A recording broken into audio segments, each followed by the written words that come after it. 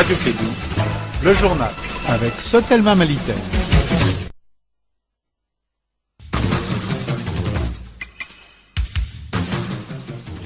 En ouverture de ce journal, insécurité au Mali, un convoi d'approvisionnement de la MINUSMA a été attaqué entre Tombouctou et Goundam. 6 soldats originaires du Burkina Faso ont été tués, 5 blessés et un dégât matériel important selon un bilan provisoire.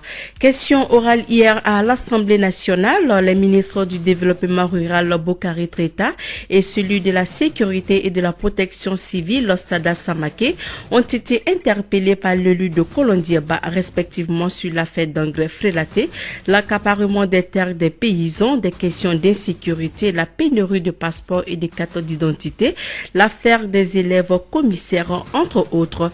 Mais les arguments apportés par les ministres n'ont pas pu convaincre leur interpellateur Oumar Mariko.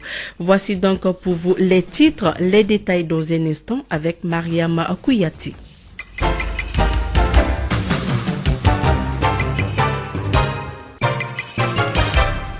Mesdames et messieurs, bonjour et merci de votre fidélité sur notre antenne. Bienvenue dans ce journal.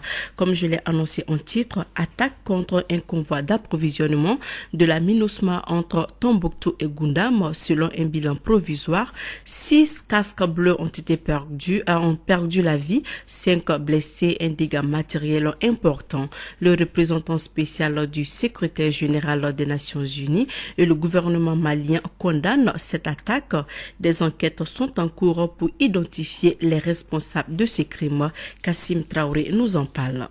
6 soldats de la MINUSMA tués, 5 autres blessés, 2 véhicules détruits. C'est le bilan de l'attaque du convoi d'approvisionnement terrestre qui a quitté Tombouctou ce jeudi 2 juillet 2015 pour Goundam. Le convoi a été attaqué à quelques 45 km de Tombouctou. Les enquêtes préliminaires parlent d'une embuscade tendue par des bandits armés. En plus de l'évacuation des blessés, un renfort terrestre de la force de la MINUSMA se trouve actuellement sur le site et des hélicoptères d'attaque ont également été déployés de Tombouctou pour fournir un appui aérien. Le patron de la MINUSMA, le Tunisien Monji Amdi, condamne cette nouvelle attaque qu'il qualifie de terroriste contre les casques bleus. Pour lui, les responsables de ces crimes ignobles doivent être identifiés et traduits en justice dans les meilleurs délais. Le gouvernement malien, dans un communiqué, a aussi condamné ces crimes. Rappelons qu'au mois de mai dernier, 9 soldats maliens ont été tués sur le même tronçon par des bandits armés avec des dégâts matériels importants.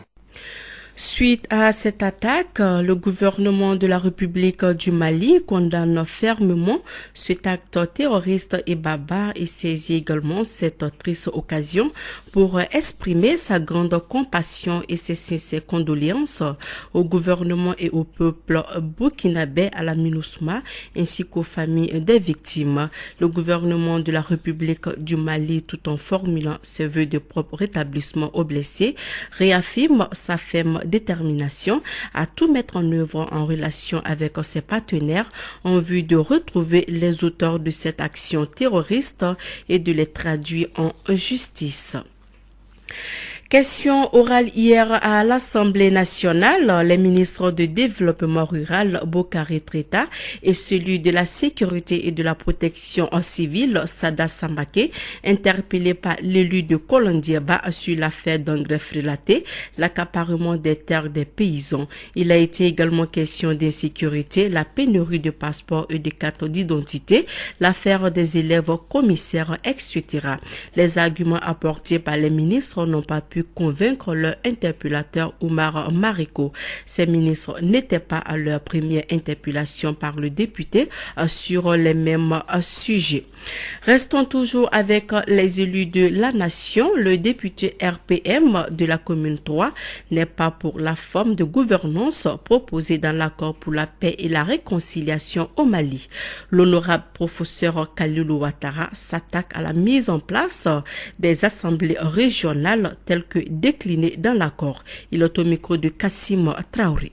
Quand on dit dans l'accord que des assemblées régionales seront créées, et cette assemblée régionale n'est pas synonyme du conseil régional que le gouvernement dit pour la régionalisation. Et je suis sûr que les Touaregs qui sont en train de se battre, un jour, ils vont s'entendre. Parce qu'ils savent bien qu'ils ne sont pas le Sud. Ils vont s'entendre. Ça va se faire sur le dos du Sud. Et surtout qu'on dit que l'armée au Nord sera représentée seulement par des ressortissants du Nord. Ça veut dire qu'ils ne veulent pas des sudistes là-bas. Qui pourra les empêcher de regrouper leurs trois assemblées là et des problèmes là, ça va. Qui pourra les faire ça? L'armée du Mali sera absente. Et même ils disent dans l'accord que l'armée malienne plus les forces de la rébellion. Ça veut dire que c'est pas la même chose. Ceux qui sont là à forcer les choses. Mais ça risque de se terminer par le fait que c'est le Nord qui va commander le Sud. Il est temps maintenant que nous du Sud là, qu'on ne dorme pas, hein, sinon ça va nous taper dessus un jour. Je ne suis contre personne, mais j'ai le droit de donner mon impression en tant que député, même de la majorité. Et je pense que même à la majorité, il faut qu'on dise la vérité. L'Assemblée ne doit pas être une boîte à lettres. On jette les choses et personne ne réagit. Moi, je ne suis pas pour ça. Alors qu'il avait été officiellement annoncé pour se tenir hier jeudi 2 juillet 2015, l'examen du rapport d'enquête parlementaire sur une éventuelle mise en accusation de l'ancien président Amadou Toumani Touré pour haute trahison a été reporté à la prochaine session parlementaire, c'est-à-dire pour octobre prochain. C'est en effet l'honorable Boulkassoum Touré qui a lu la déclaration, ce en présence du président de l'Assemblée et des députés. Outre les députés, les ministres Boubou Cissé, Tieno Assa Diallo et Mahaman Babi étaient également présents. Sur un tout autre plan, 2 projets bilatéraux USAID à service de santé à grand impact et Kenya Djamoukan ont été lancés hier au gouvernorat du district de Bamako. Ces 2 projets ont coûté aux États-Unis d'Amérique une somme d'environ 40 milliards de francs CFA. D'une durée de 5 ans, ces 2 projets vont aider le gouvernement malien dans sa politique de lutte contre la mortalité maternelle et néonatale. Les 2 projets seront exécutés dans les régions de Kaï, Koulikoro, Sikasso, Mopti-Gao et dans le district de Bamako. Le point avec Fanta Adiakiti. Ce lancement des 2 projets USAID dans le district de Bamako vise à présenter les objectifs clés, les résultats attendus, les stratégies d'intervention et les mécanismes de pérennisation aux autorités et aux acteurs locaux. Christian Fung, directeur de l'équipe santé USAID Mali. À travers ce programme, le gouvernement des États-Unis ambitionne de renforcer les efforts du gouvernement malien visant à accroître l'utilisation à long terme par les Maliennes et les Maliens à travers l'offre de services de qualité. Les 2 projets USAID, services de santé à grand impact, et Kenya Djamoukan, financés par les États-Unis d'Amérique à travers l'USAID, d'une valeur d'environ 40 milliards de francs CFA, contribueront à appuyer le gouvernement malien dans sa lutte pour la réduction de la mortalité maternelle et néonatale due à des causes évitables. Dr Marguerite Dambélé, chef de la division santé de la reproduction à la Direction nationale de la santé. À travers le lancement des projets USAID, services de santé à grand impact et USAID Kenya Djamoukan, l'USAID réitère son engagement à accompagner le ministère de la Santé et de l'Hygiène publique dans l'accomplissement de sa mission. Selon l'ID5, les indicateurs de la santé maternelle et néonatale sont faibles. Dr Traoré Réginan, représentante du Centre des programmes de communication John Hopkins.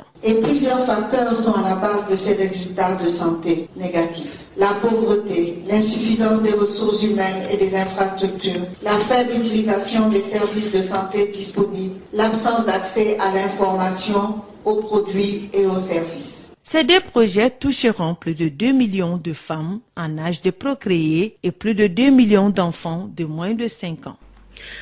Comment la femme chrétienne peut prévenir son foyer et son pays des maux de demain?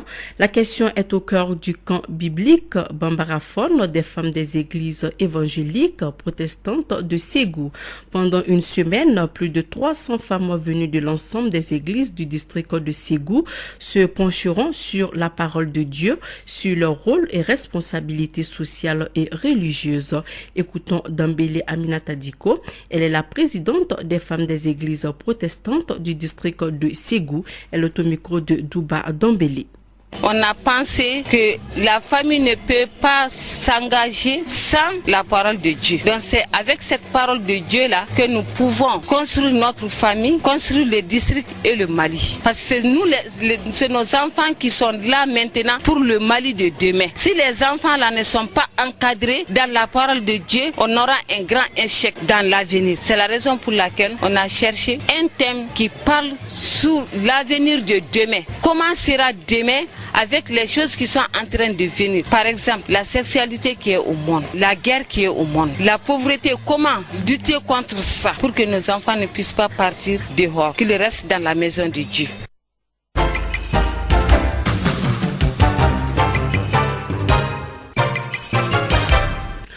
En ce mois de Ramadan, le port des boubous blancs et les boucars sont très sollicités. On en trouve dans des boutiques prêt-à-porter et bien évidemment aussi dans les friperies. La vente de ces vêtements est très lucrative, surtout en cette période de Ramadan. C'est ce que nous dit Dadon Nomogo qui a fait un tour dans certains marchés de Bamako. Le mois de Ramadan et ses changements vestimentaires permettent à certains de se frotter la main. Actuellement, ils sont nombreux au bord des grandes artères de la ville à faire la vente des boubous blancs et des burkas en friperie leur gagne-pain. Ségou Sissé, revendeur de boubous en friperie. Je vends les boubous et les burkas en friperie. J'exerce ce métier pendant toute l'année, mais c'est pendant le mois de Ramadan que ça marche. À en croire à Ségou Sissé, ces boubous qui viennent de l'Arabie Saoudite transitent par plusieurs pays. Les marchandises viennent de l'Arabie Saoudite, en ce qui concerne les prix, les boubous blancs se font marchander.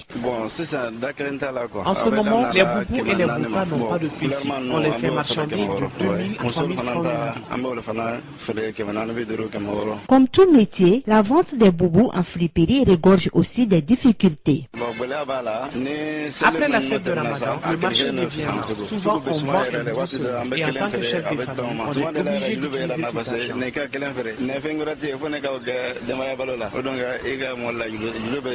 Ce qui est sûr, en cette période de Ramadan, le boubou blanc est prisé par les jeunes, ce qui permet aux vendeurs de ces boubous de se frotter la main. Actuellement, les marchés de Bamako sont inondés par des fruits locaux, notamment le zaban, le karité, le tabanogo et le néré.